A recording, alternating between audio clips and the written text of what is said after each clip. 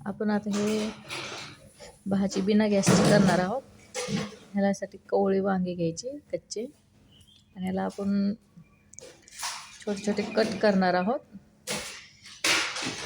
ह्या बिना गॅसच्या भाज्या आहेत, त्याला आपण परतायचं नाही आहे ना, शिजवायचं नाही आहे. आपण हे छोटे छोटे कट करून घेऊया.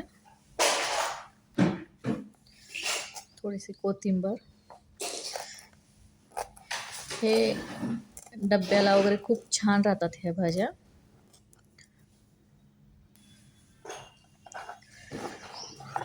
कटिंग खूप छोटी करायची, लहान लहान करायची आहे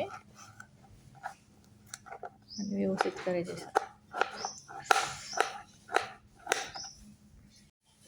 आता आपण ह्याच्यामध्ये काळं तिखट घेतलं आहे, लाल तिखट, हे मीठ आणि हे शेंगदाण्याचं कूट. त्याच्याबरोबर आपण थोडंसं ऑइल घेतोय. आता ह्याच्यामध्ये आपण हे टाकून घेऊया.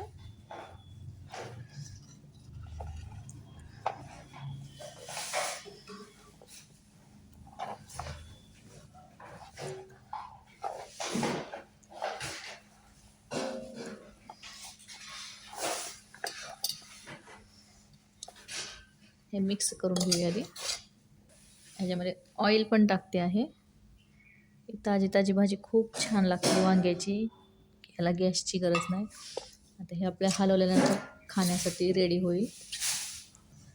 आता ही वांग्याची भाजी खाण्यासाठी तयार आहे.